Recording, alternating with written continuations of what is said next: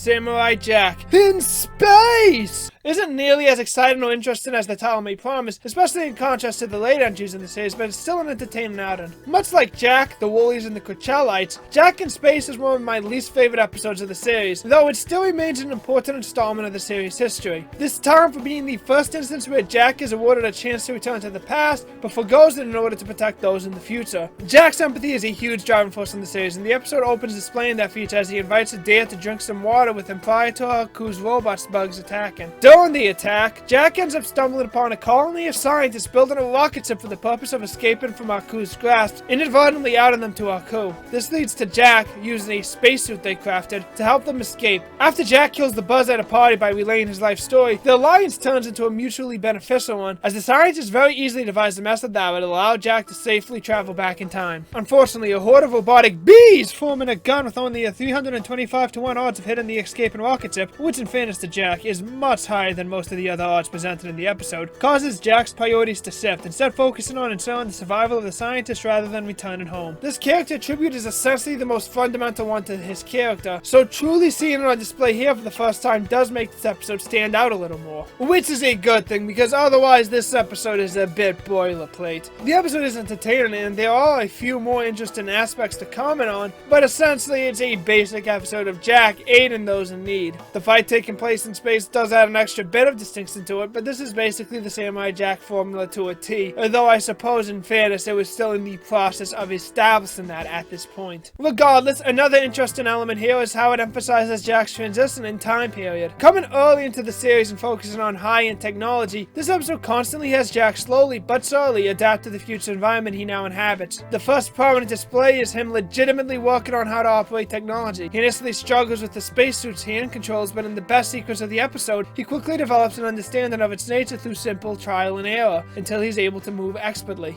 The second scene, and the one that makes me positive this was the intention of the episode, is when Jack figures out how to deal with the remaining drill heads via reflecting on an old technique used to deal with regular ticks, showing him adapt to the future using his knowledge of the time he originates from. The episode's decision highlights Jack's growth in the future solely through visuals is something I greatly appreciate. That's not to say the visuals here were fantastic all around though. There were a few other great standout moments and ideas here. I particularly love the almost comic book-like presentation of Jack's backstory, with shots of the premiere movie being shown from left to right with Jack in the upper right laying out his story, and also quoting bits from Haku's opening. And the decision to inverse the colors when Jack entered space was a great idea. However, this episode does present the series' first visual failing. There are plenty of scientists working to escape from Haku's clutches. However, we only ever hear from 5 of them, and they're all distinguished through having specific color helmets. The concept itself is good. The problem is that they reuse models for the crowd shots, and this includes those who are supposed to be recognizable as the episode's main damsels. It'd be ridiculous to fault them for not wanting to waste the time creating a plethora of unique designs for background characters, but reusing the designs of the episode's co-stars with no alterations was distracting whenever it happened,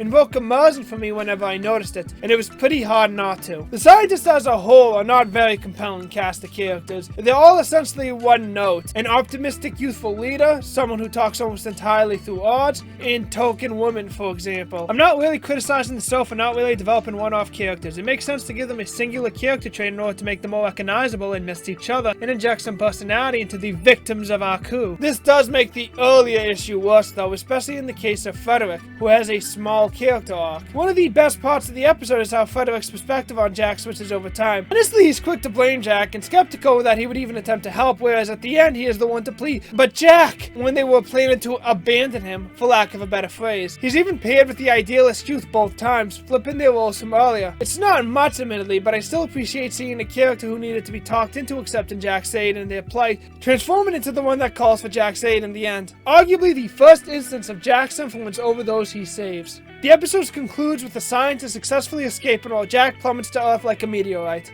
Once he crash lands, the spacesuit is destroyed and his clothing are shredded. Yet Jack looks up, and a scene that feels like it needed space line playing, we pan up to the night sky to see the ship dash through like a shooting star. In an almost perfect encapsulation of the show's spirit, once he confirms that they escape successfully, Jack resumes his journey.